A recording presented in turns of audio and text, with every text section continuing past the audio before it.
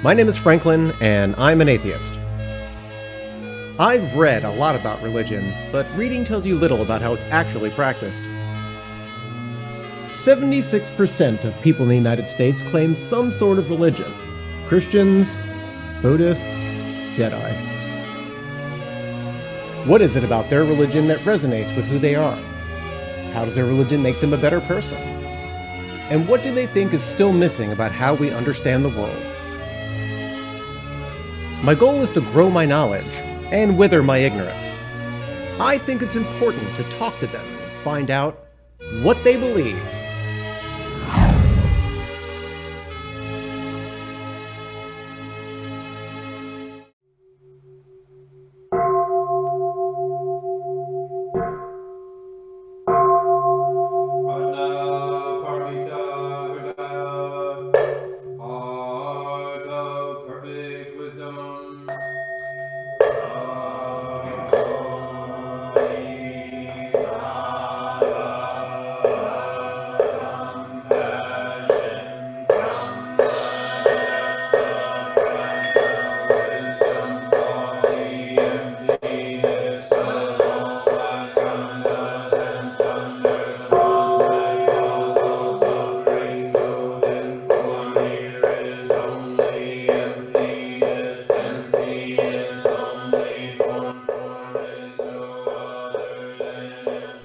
Today I'll be speaking with Teshin Sweger of the North Carolina Zen Buddhist Center.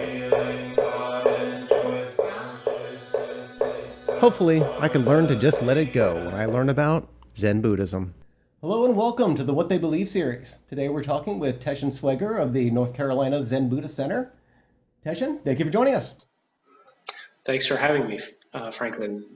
I've listened to a number of your episodes already, and I think it's the best thing we can do is dialogue with each other.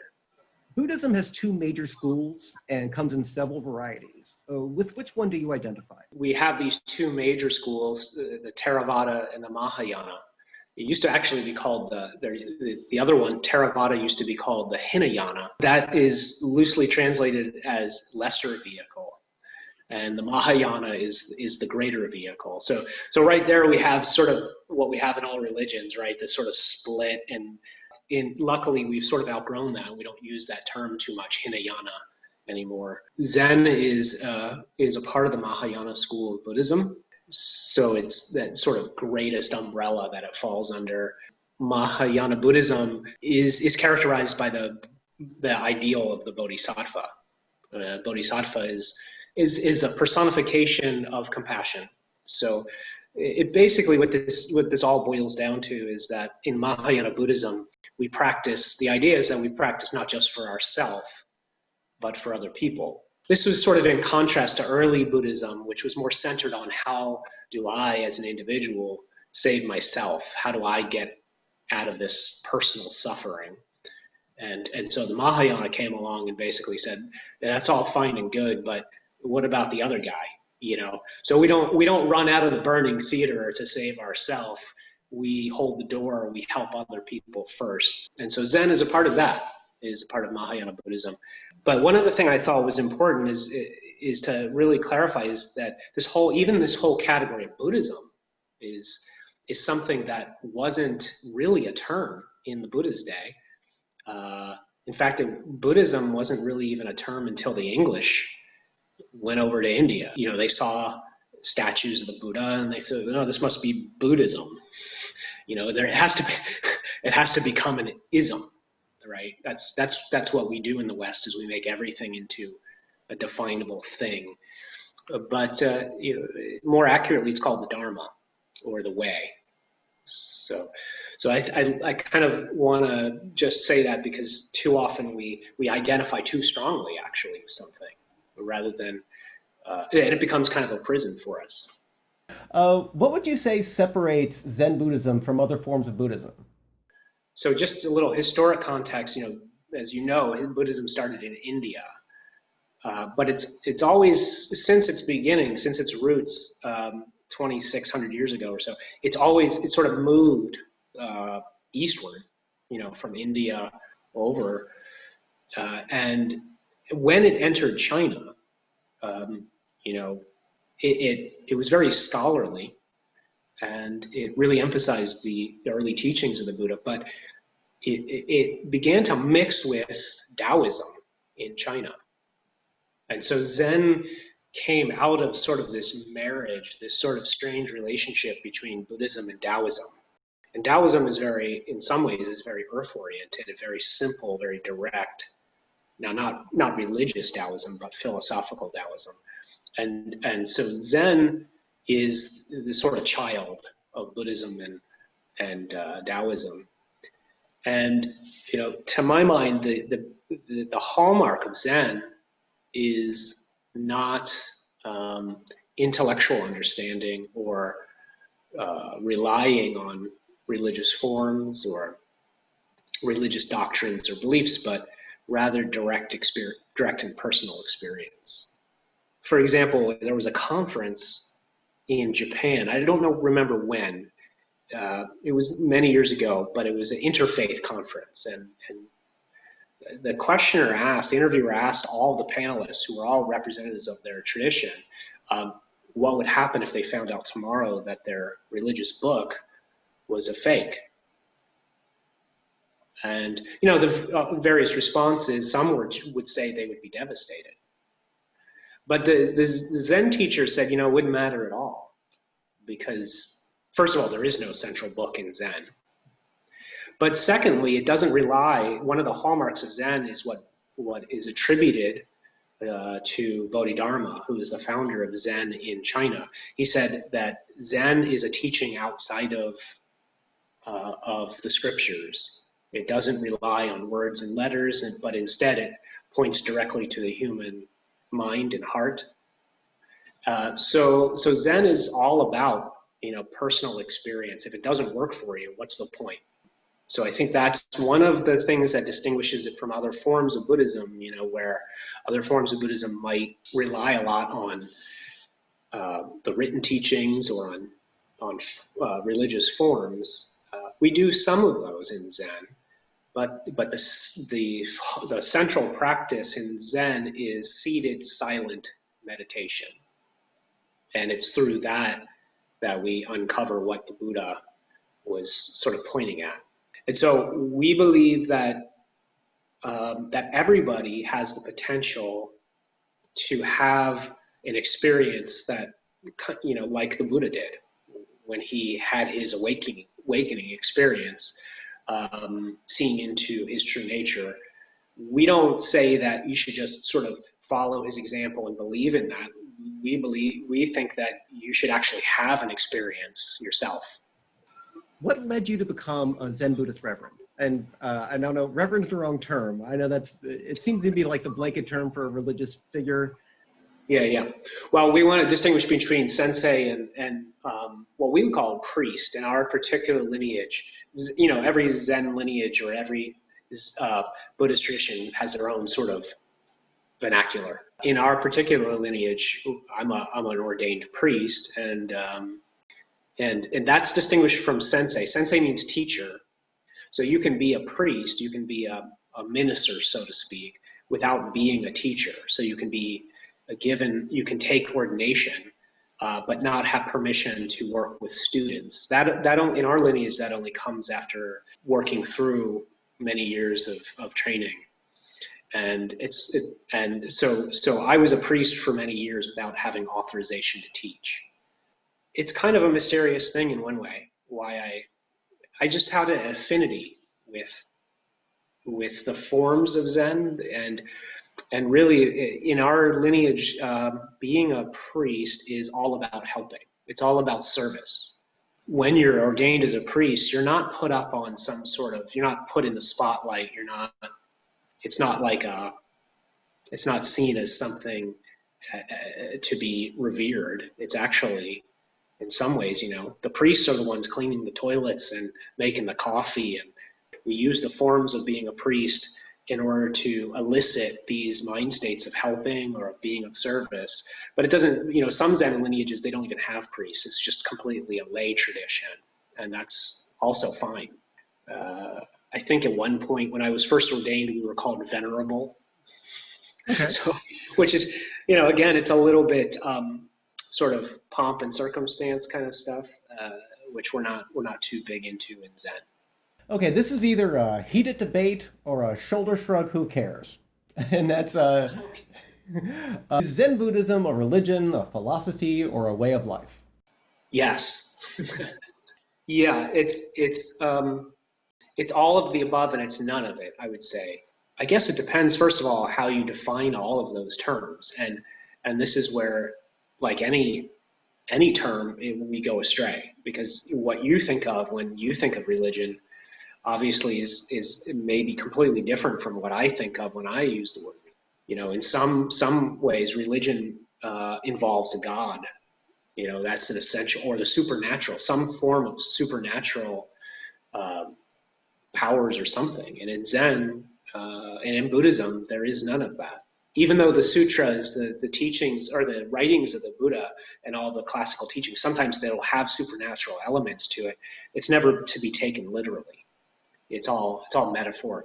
And so if that's your definition of religion, is having a god, then it's definitely not a religion. There's not even a god concept in. But then again, what is God? So, you know, you sort of go down this wormhole. Some people would say, well, God is just means this, you know, everything. And maybe then Zen would be religion, because we believe that even just the ordinary, what we would call the ordinary world, is the sacred. And then the other thought that came to mind was, you know, religion. And I think it was Joseph Campbell. I'm not sure. He talked about religion meaning to rejoin. I don't know if you've ever watched any of Joseph Campbell, but I was a big Star Wars fan, so I've read Joseph Campbell. So as in fact, actually, that's had a huge impact. When I look back, I went to see the first Star Wars movie in the movie theater when I was, you know, knee high to a grasshopper, and so I think that had a heavy influence on my affinity with Zen. But Joseph Campbell talked about that religion means to bind with, or to be rejoined with. So the individual is rejoined with the source. And in our Zen practice, we are trying to experience that rejoining with something greater than us, which is all things. The truth is that we're already there. We're already part of the source. We just are trying to realize it. We're trying to see it. Would it be recognizing that you're already joined? Would that be part of it? Yes, that's totally it. It's just seeing it experientially. It's not, it's like, you know, if I were to explain to you, if you had never eaten pizza before, and I said, well, have you eaten, you know, bread, and, you know, described all the ingredients, tomato sauce and cheese, and you say, yeah. And I said, well, okay, you put all those together, and that's pizza, and you say, yeah, I get it. Okay, I get it. But until you eat it, you really don't know it. And so people have an idea of feeling interconnected, or that they're one part of a bigger whole, or these kind of things. You see bumper stickers like all one. But the thing is that people don't really understand it. They don't grok it, to use another term from science fiction. They don't really feel it in their bones. And so in Zen, that's the core insight, is to know it for ourselves. And so when suffering hits, when tragedy hits in our life, it's unshakable. And so it's got some of the trappings of religion. And some people are turned off by that. You know, they say, no, thank you, but no, thank you. It's just not my cup of tea. And that's fine. None of those things are essential. They're just helpful for some. So it looks like a religion, it smells like a religion, but some people would say it's not. And so it's a philosophy for sure. But again, philosophy is more about up here, and Zen is in our heart. And it is definitely a way of life, because it ultimately, hopefully, it permeates every aspect of what we do. You know, it's not something we just do on Sundays and then go act like a jerk. You know, it's like hopefully the practice actually makes a difference in our whole life. In Abrahamic traditions, there's a personification of an enemy, be it Satan, Iblis, Cthulhu, so on. If not an anthropomorphic being, is there an enemy in Buddhism? It's often called Mara. If you read the traditional account of the Buddha, when the Buddha finally sat down under the Bo tree and sort of dedicated himself to sit there until he reached enlightenment. That's what we're told. He finally took some nourishment after trying everything, all these practices of the time. He tried starving himself and trying to get over the needs of the body. He tried all the yogic traditions. He tried really trying to get beyond the needs of the self. None of that worked for him. And so he said, well, okay, I'm gonna try the middle way here. So he took some nourishment and he sat down under the Bo tree. In the myth of the Buddha, as he's sitting and his mind is quieting, he gets assaulted by Mara. And it's described that Mara sends arrows and armies and war elephants. And so these, this grandiose kind of imagery. And Mara is kind of like the Satan figure, right? So Mara is sent after the Buddha, and none of these things work. And then Mara, at one point, tries to seduce the Buddha by sending his daughters, which is, very misogynistic, of course, right? Yeah. So sends his daughters to tempt the Buddha, try to get him away from reaching enlightenment, and he just, kind of brushes it aside.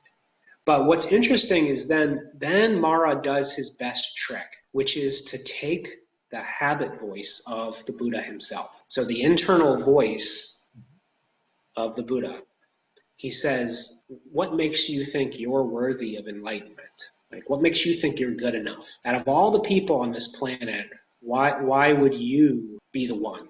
And I think we all can relate to that when, this sort of self-doubt that we have. And so Mara is the personification of our own internal struggle, all those hindrances that get in our way.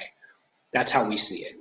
So it's not to be taken literally. It's again metaphorically used to personify. We do personify things in Zen through these stories. They're easier to get at for some people that way. I saw several references to the void. What is the void? Well, it's nothing, right? Really, yeah. Oh, solve that one. Okay. I think another word that you'll probably run into or have run into is emptiness. Mm-hmm. Right? The void. Shunyata is a Sanskrit word, shunyata, which means emptiness or void. So it's a hard thing for people to understand. But one thing to think about is it's not nihilism. It's not nothing matters. It's empty, so nothing matters. It's not that. What comes to mind is a quote. I forget who it's by. I think it's by a contemporary teacher of a different tradition, but he said, when I look inward, I see that I am nothing. And that is wisdom. And when I look outward, I see that I am everything. And that is love. And in between these two, my life flows. When I look inward, I see I'm nothing. I mean, this is being confirmed by modern science, that really, when we look closely at what the brain is doing, it's really just processes. In Zen, we believe there's no soul or separate individual identity. That's a beautiful illusion that the brain produces. When we examine through our practice or through science, we see that really it's like peeling an onion. There's no solid core. It's just all these pieces that come together and give the illusion of a separate solid self. The other side is when I look outward, I see that I'm everything. And of course, again, using science, we see that that's true. I was reading a book recently called, it's not The Secret Life of Trees. I think it's called The Hidden Life of Trees or something like that. Mm-hmm. And it talks about these fungal networks that are underground that really connect all of the trees in a forest. And through these networks, all kinds of information is being passed, and about disease and about, invasions of bugs and things like that. And nutrients are being shared. They'll reroute nutrients to trees that are less healthy. This is all out of sight. When we look at a forest, all we see is all these individuals, right? But really what's true is underneath it all, it's one organism in a sense. And so again, this kind of gets at, in a way, what emptiness is, that there is no thing. That's an illusion, that there are separate things. Where do I begin and where does the world end? But I want to just emphasize that while you can understand it metaphorically through science and through these images of like, well, for example, another common one is when you look at the ocean, you see waves cresting, right? And you could say, well, the waves have form and they have form, individual form, but they're really just a part of the ocean. They have no individuality. So they're empty of any solid individuality. So this is one way to get at us through these images. But in Zen, again, it doesn't matter. What we want to do is experience it for ourselves. That's what the most important thing is not to just talk about it, but to actually have that experience, because it's only through that experience that it changes us. And when we see through that individuality, we don't feel alone anymore. We feel the deep connection. If you take it down to the atomic level, literally atoms, there is a free flow of electrons between atoms all around. So between me and the chair I'm sitting in, the air that's around me, everything really is literally connected. Even scientifically, it's literally connected. Right, exactly. It's not just connected, it's one whole. It's not even that individuals are connected, it's that there is no individual. Now, this doesn't mean, obviously, that you can defy the law of physics and go out and, a car's atoms is not going to... Well, we'll merge. Right, exactly. In Zen, we actually say that form is emptiness, but emptiness is form. So we don't deny individuality. We just say that that's not the whole picture. So it's not some sort of woo-woo spirituality where there is no individual person. In my research, I observed that Zen clergy in the West would change or add to their name. I'm assuming that Teshin was not your name at birth. Can you explain your name? Sure. Yeah, that's right. It's not my name. In fact, when I was ordained, my mother said, well, what's wrong with Matt? It was a perfectly good name, So my original name was Matthew. I still use that legally. In fact, I'm a psychotherapist as well. And so I still use that. Most of my clients call me Matt, not Teshin. In our tradition, when you become ordained, you change your name. The importance of that is letting go of your past identity with your, as we know, names hold a lot of power and often are associated with memories and all kinds of things that sort of bind us in some way. And so it's a symbolic letting go of identity. For example, another way that's also taken on when we're ordained is cutting our hair short. When the Buddha, we're told that when the Buddha left the palace, he was a very privileged guy. So and he had long hair, and so as a sign of his renunciation, he chopped off his hair. Because there can be a lot of vanity that gets tied up in how my hair looks and all that stuff. And so, like in retreat, we ask people not to do their hair, to not look in mirrors, because that's all vanity, and it distracts us. And so it's a kind of a symbolic letting go of identity and taking on this new form of being a priest. I'd like to thank Teshin Sweger for joining me here today. Thank you, Teshin. Thanks for having me. It's a pleasure to be here, and thank you for doing this podcast.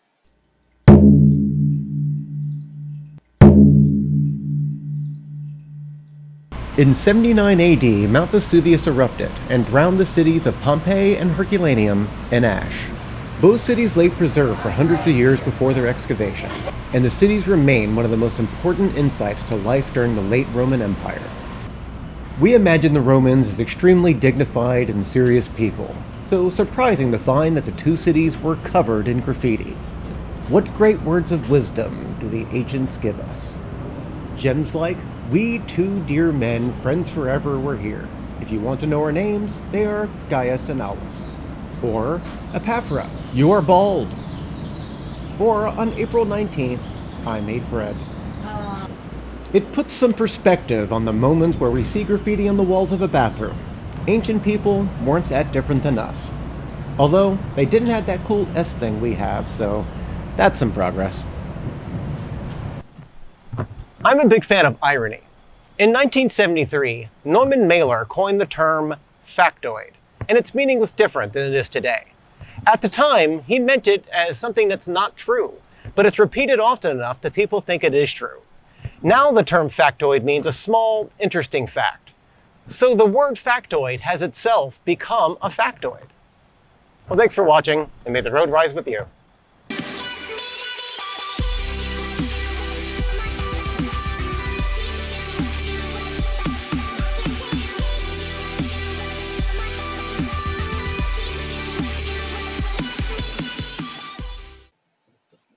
And that it's possible to have such an experience.